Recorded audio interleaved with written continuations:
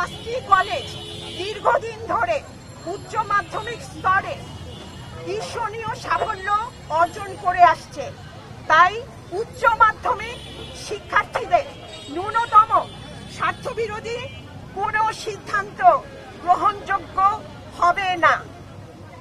7 কলেজে ইতিমধ্যেই উচ্চশিক্ষার ব্যাপক সংকোচন করা হয়েছে। বিশেষত ইডেন মহিলা কলেজ ও বদরুন্নেসা কলেজ বহু বছর ধরে নারীদের জন্য নিরাপদ ও সাশ্রয়ী উচ্চশিক্ষার সুযোগ প্রদান করে আসছে। প্রস্তাবিত কাঠামোয় নারী শিক্ষার ব্যাপক সংকোচনের পরিকল্পনা সম্পূর্ণ ও অযৌক্তিক। 7 কলেজে কর্মরত কোনো কর্মচারীর চাকরি বা অন্য কোনো স্বার্থ ক্ষুণ্ণ করা যাবে না।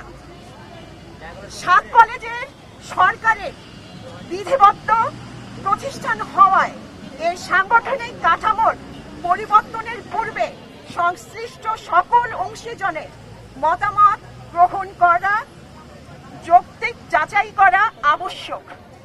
এজন্য প্রস্তাবিত খসড়া অধ্যাদেশ শিক্ষা মন্ত্রণালয়, মাধ্যমিক ও উচ্চশিক্ষা অধিদপ্তর, বিসিএস সাধারণ শিক্ষা ক্যাডার প্রতিনিধি, বিশ্ববিদ্যালয় শিক্ষক, সাংবাদিক, আইন পেশাজীবী, সুশীল সমাজের প্রতিনিধিদের এবং সকল পর্যায়ের বুদ্ধিজীবী ও বিশেষজ্ঞগণের সমন্বয়ে গঠিত একটি উচ্চ ক্ষমতা সম্পন্ন রিভিউ কমিটির মাধ্যমে পর্যালোচনা করতে হবে।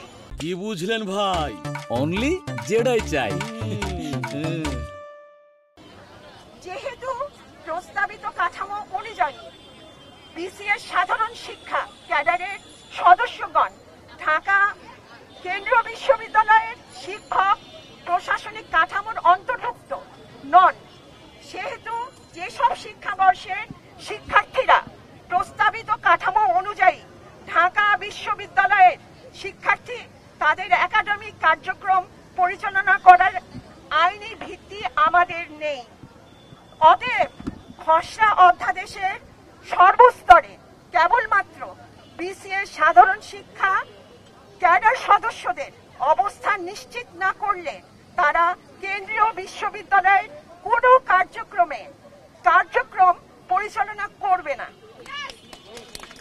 তবে যেসব শিক্ষাবর্ষ ঢাকা বিশ্ববিদ্যালয়ের অন্তর্ভুক্ত নয়, ঢাকা কেন্দ্রীয় বিশ্ববিদ্যালয়ের অন্তর্ভুক্ত নয়, তাদের কার্যক্রম যথারীতি চলমান থাকবে।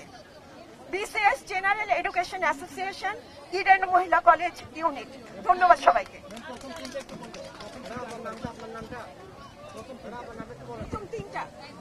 আমার অধ্যাপক মাহফিলারা বেগম আমার নাম। আচ্ছা, আমি প্রথম 3টা বলছি। 7 কলেজের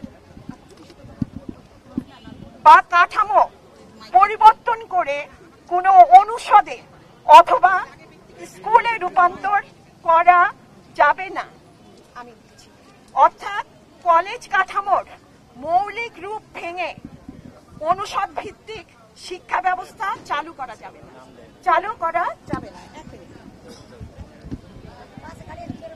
আচ্ছা, দ্বিতীয়টা হচ্ছে কলেজের লোগো সহ স্থাবর অস্থাবর সকল সম্পত্তি কলেজের নামে অক্ষুণ্ণ রাখতে হবে। কোনোভাবেই জোরপূর্বক এসব সম্পদের মালিকানা প্রস্তাবিত কেন্দ্রীয় বিশ্ববিদ্যালয়ের নামে হস্তান্তর গ্রহণযোগ্য নয়। প্রয়োজনে কেন্দ্রীয় বিশ্ববিদ্যালয়ের ক্যাম্পাস অবশ্যই পৃথক স্থানে প্রতিষ্ঠা করতে পারে। 7 কলেজকে পরীক্ষাগার বা গিনিপিগ বানিয়ে কোনো পরীক্ষামূলক বিশ্ববিদ্যালয় মডেল চাপিয়ে দেওয়া যাবে না।